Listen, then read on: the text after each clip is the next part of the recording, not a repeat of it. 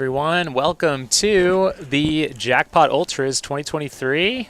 How you doing? Good. How are you, Jamil? You know, we're here, and we're doing it, so I'm excited. Good to be here. I understand you still have to mark the course tonight. Yeah. Kind of pulling double duty here. Yeah. Thankfully, we have you and some other great commentators out here for this year's edition. But yeah, we're pretty much mostly all set here. I will be out there marking the course tonight, though. I took a couple loops around with my dog. It's beautiful. It's really a great venue. You know, my first time out here ever was last year. I'd obviously heard about this race, and they've played host to the championships here for a number of years. It almost always, without fail, falls on Black Canyon weekend until last year we had a split, and then here we are directing it now. Yeah, awesome. Well, it's, from what I understand too, chatting with Bryce earlier, this is a site of a former gravel pit turned into a park. Yeah, rock quarry, gravel pit. Wow. And I think as soon as the park opened was the first year that they had the race. So I know that Ken had his eyes on it, and he was working with the city, and it's formed into a really great partnership, I think. So the city of Henderson massively supports this event, and they've been great to work with, especially on my end this year. Super helpful, and it gets a lot of use. There are a ton of locals. They're out here every day, and it's cool to see your local park become the stage for a big national event like this. Yeah, it's great. So we got some great contenders this year. I think we wanted to just take a minute here with this pre-show, talk about who do we have attending. I know you've done a little bit of research. Hopefully you can share some of that. And I just noticed this the other day, but I know we're going to talk about it, is it's not just the elites that are going to be on the podium that we are paying attention to and that attract folks to come to the USATF National Championships. It's also the age group runners, and we've got quite a few going for their own records or battling it out with their peers in their age categories. We have 5 runners in their 80s this year, which is something special. That to me is the headline. We'll talk a little bit about the elite field, but Dennis Traficante, Ian Madison, David Blaylock, Todd Lee, and Edward Rousseau. All of them are in their 80s. All of them have covered 100 miles in the last year. Some of their results, Ian Madison, for example, dates back to the 70s and 80s with his ultra finishes. All 5 of them are here. I'm not sure that there's ever been 5 80-year-olds assembled in a single national championship race. At a 100-mile championship. In a 100-mile championship race. No. So as much as it's great that we have... All right, where were we? We were talking about the 80-year-olds. 80-year-olds. Yeah, let's get back to that. And just Dennis, Ian, David, Todd, and Edward, just incredible. In fact, I saw Ian when I was doing a little lap around here, and he's focused. He had his poles. I chatted with him for a little while. Yeah, his first time out here at this event, but I think 4 out of the 5 have been here before. Yeah, I think all the others have been. So no mystery. Yep, I was talking to Ed this morning as well. I know that it's so cool. He has his jacket with all of his USATF patches all over it. It's really something to see, and I think I talked to several of them. Maybe it was Ed, but these guys have battled each other it was Ian I was talking. He said, I think he's raced Dennis a bunch of times. Like, these guys have been duking it out for decades. Yeah. In the sport. Yeah. And I was looking up all 5 of them, their first 100-mile race. And we had the 1982 Western States, the 1995 Western States, the 1991, I think, Wasatch 100. We had the 1986 Angeles Crest 100. And then the other one was the Fans 24-hour, I think, in the early 90s. Incredible. So it's just incredible. It's hard to believe. I mean, these are living legends of the sport, guys that were at the early years of Western States and the Wasatch. You know, I think David Blaylock did Wasatch every year for 10 or 15 years in a row, like in the early 90s. Like, these guys were paving the way, and here they are in 2023. A lot of times, I mean, it gets, as you age, I think, harder to meet those cutoffs. So they kind of move to the fixed time. But I think it's great that we have these types of events Yeah. out there. Yeah. They can still compete, and they can compete against their peers. Like watching them line up tomorrow all together is going to be so cool. It's going to be really cool. It's going to be really cool, and I think they'll be. I mean, it'll be very interesting just to see how their various strategies play out. You know, many of them we have done more of the fixed time, and here they're like, hey, just got to get through 100 miles as quickly as I can. Yep. It's going to be fun to watch. Yeah, it's going to be And great. then a couple other age groupers, two sort of legends, 59-year-old Jean Palmier from the Bay Area and 64-year-old Eric Clifton, who's been around forever. Yep. And it's a bit of a character.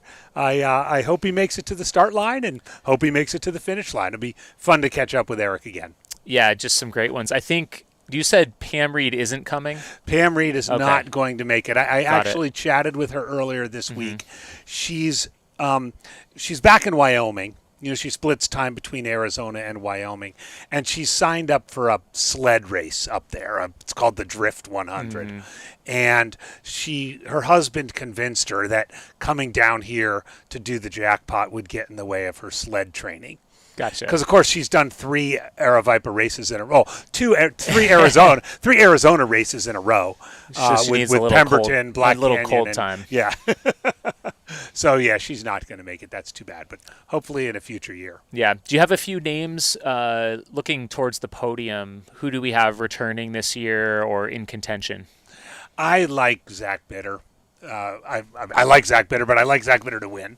I think he's focused. He was here in 21. I think was he here last year? Don't believe. I no. don't believe he was here last year. No. So I like Zach Bitter to win. Zach Marin has some fast hundreds, a 13:25 at Tunnel Hill in 2020, a 16:01 at Indiana in 2018, not recently.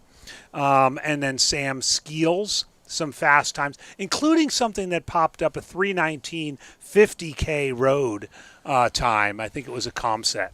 So I like those 3. I also dug into Jonah Backstrom, who was here last year, just over 14 hours. And Pete Kostelnik is here.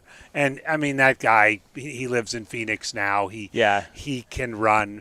I think I overheard him chatting with someone in the parking lot. He's considering doing the 100 and then coming back on Saturday and doing another 100. I was just going to say, you never know what Pete is up to. Right. You know, he's got such a diverse background he could certainly run probably a 13-something hour out here, but he's going to do some transcontinental run. Yeah. You know, you never know what he's capable of or what he's got on his plate, or if he's going to come out and run 100 and then come and run another 100. Yeah.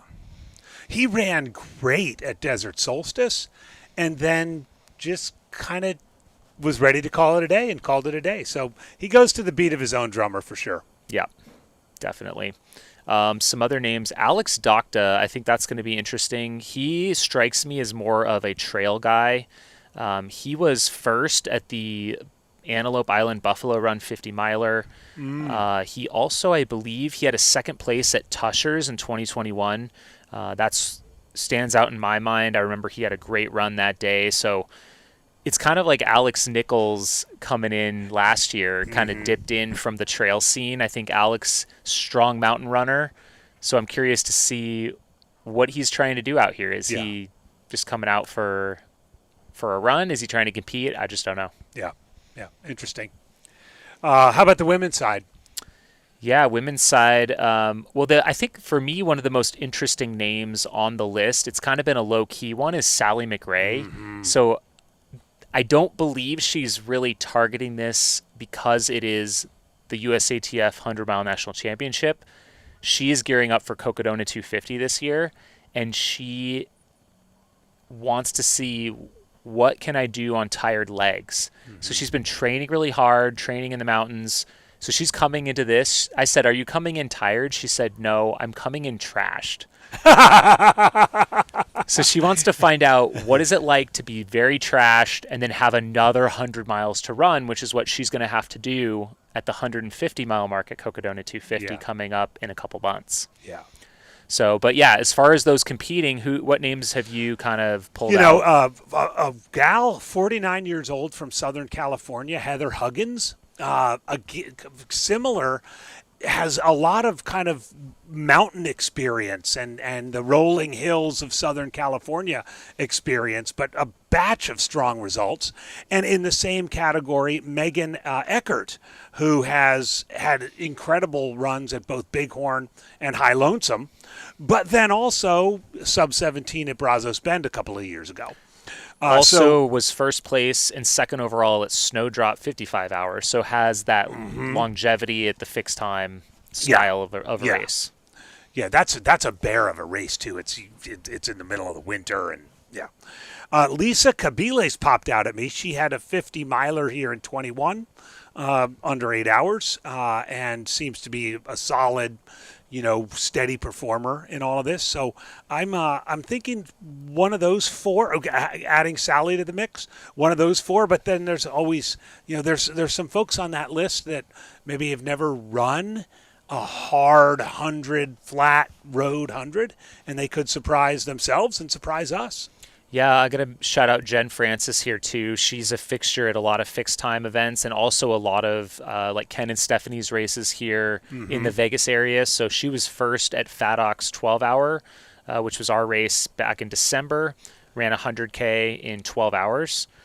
And we also see Beyond Limits Ultra was fifth, has been out here before, was second at the Jackpot 12 hour. So got some experience on the course, which I think can definitely play into her favor. In the elder stateswoman is Southern Californian Claudia Newsom, 72 years old, a veteran of a lot of Arizona races as well. And the prize for, even with those 5 octogenarians, the prize for starting Jackpot with the largest number of previous ultra finishes goes to Van Pham. Oh, yeah. She's got 384, at least according to Ultra sign up. So you got to throw another 30 or 40 in there, I'm sure. And she's signed up for 2 races this weekend. Of course. Both 100 milers. Right. So I do have to shout out a couple more names for the women here. Sierra DeGroff. She came onto the scene. She actually won the Across the Years 100 miler this year in 17 hours, 17 minutes. So I think that was a great result. So we'll see coming off of that a couple months ago. And she's a local here. And then we also have Christina Pham. She used to be on the Aravaipa racing team. She's been racing less frequently lately, but she has been at Desert Solstice before. And so we'll see what she can do. She's now in the 50-year-old category. All right. What's the weather looking like? So what's the weather typically like here? I don't know that there is exactly a typical. Really? From what I know, we see Vegas, I think, is maybe notorious for being kind of breezy and windy sometimes, especially this time of year. So I don't think that's supposed to be a factor tomorrow, but more of one on Saturday. So I think it'll be okay. We're looking at lows in the 40s and highs in the 60s. We're going to see sun tomorrow. So if anything, it could get a little warm, but it should overall be pretty nice. I think pretty ideal conditions. We had the big storm roll through here yesterday. But this part of town didn't really get hit too bad. I know there was a lot of snow. Well, there was snow driving in depending on how you came up from Arizona or California. So, there's snow on the peaks all around Vegas right now, which is really neat to see. Yeah. I saw snow on the Estrellas, by the way, leaving Phoenix this morning. I mean, those get pretty high. They do. So. They do. And the course, Jamil, the section over on that side is almost all dirt. Right, so is the loop about 50-50 or? No, it's a little deceiving. So there's 2 different courses out here at Jackpot. That's right. Yeah. There is the short course, which is the USATF, and that is mostly paved. And that is why we have that. The distinction is the thinking is that's going to be faster. Right. So there is more dirt and gravel in the longer distances, so the fixed time and the Saturday races. Got it. Okay. Yeah. But the quote unquote short loop that the USATF runners are doing tomorrow, I think it's almost all 95%. There's about a small section of gravel on the south side of the course down by the south part of the lake there. Got it. Yeah. And there's a little bit of hills, like it's a little bit of rolling. There's a couple small climbs here and there, but it's I don't know. It's Well, not they much. add up. They do add up. Come lap 79. Sure. Yeah. I mean, what? Maybe 40 feet times 85 laps. Yeah. So it's not nothing. Well, and do you have any surprises for us on the live stream? Any new things you're practicing with cameras or? Well, I think the biggest test for us as a team will be that we are broadcasting this entire thing from here. So typically we would have the main broadcast in our studio, but our main guy, Matt, is down in Australia for a couple months in between Black Canyon and Cocodona. So Bryce is here. We're running the show, running the stream all from here off of, mobile hotspots and things. So we're just crossing our fingers it's all going to work out. So hopefully we can get the glitches worked out in this show and it'll all go smooth tomorrow. We do have a bit of possibly an improved bike cam we're going to be using tomorrow. So the bike cam comes into play here compared to some of our other races. We like to get around the loop. You're famous for your drones. Will there be drones here, or we'll have a little bit of drone action tomorrow, probably to help, show what the course is like. Just to get an idea. It'll be here and there. Every couple hours, we'll probably do some drone shots. That's cool. So, Yeah. But other than that, tune in tomorrow. We're going to plan to go live at 7:30 a.m. local time. We'll have our 48-hour is starting tomorrow on the long course, and then the USATF 100-mile starts at 8 a.m. as well. Now, they will do about a half mile before they start their full 85. So we had the course recertified this year, and it was also pre-verified. I didn't really know what that meant until I got into the thick of things this year. So normally, if you set a world record, they would have to validate the course afterwards, if that makes sense. Yeah. So you certify the course normally, but then you have to validate the course. And we've done that in advance. So we had the course pre-validated. Pre-validated, yes. Yeah. So the course was certified by a local certifier here in the Vegas area. And then we had an A-level certifier, which is like a higher standard, came in last week and did another check. It's kind of like checking your homework. Mm-hmm. And so he came in, he validated and verified, and now that verification is good for 10 years. Oh, nice. As long as they don't, change the course here at the park or rip up the concrete and move the trail around, it'll be good to go, all set. So I got to ask you about this little half mile before they begin their 85. Yep. Are you going to walk them out somewhere, or are they going to do a loop sort of on the grass back here? Where are they going to do that half mile? Yeah, so when they got the initial loop, we had a decision to make. Where would we do that extra bit? So the course itself is 1.17 miles. We had to make up about 0.48 miles. So we could have, like you said, we could have walked them halfway around the lake, start over there. But we decided we're actually just behind the start. It's only maybe 50, 75 yards from here. They're going to loop around the grass on the long course, and then they're going to come right up through the chute here. Got it. So start. They'll do So they'll actually be on a section of the trail that they'll only do for that first half lap, and they'll never touch that part again. Whereas all the other 24 and 48 people and the people on Saturday will do that. They'll be over there, yeah. Exactly. Oh, that's cool. So I think it'll be good. We'll be able to do kind of a pre-race briefing with everyone and then walk over there, get everyone started. We'll put up an inflatable arch in the morning and send them on their way. All right. Yeah. One thing. Oh. You guys question the chat. Oh.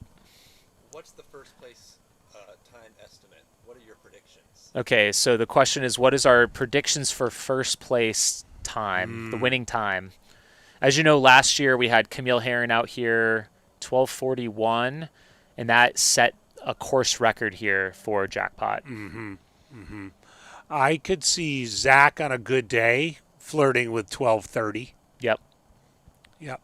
I'm not sure a woman would be in this field be stretching it to be under 14.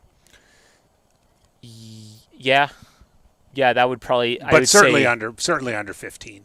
Definitely under 15. I'd say possible under 14. Yeah. We'll just have to see. Yep. So, stay tuned. Definitely, love to have you tune in. But tomorrow evening, check it out, see where we're at. Absolutely. And join us on the chat. We love to chat. We love to visit with everybody on the chat. So we have the same team, Patrick Karen and Chris Warden coming in, same team we had at Desert Solstice. So we'll be tag teaming on the commentary. It'll be a lot of fun. Yeah, we'll try and pull in. I know Megan Canfield's out here as well. Oh, with we'll get Megan USATF liaison. So I pitched that to her. Hopefully she can jump in and answer some questions, maybe specifically about the USATF side of things. Yeah, it's always fun to try and drag people who are out here crewing and helping out to come on the live stream for a little while. So, well, if there's no other questions, I don't know if we got anything else. We'll probably, shut this stream down for tonight. We'll be back in the morning, and thanks for tuning in. Thanks a lot. We'll see you in the morning.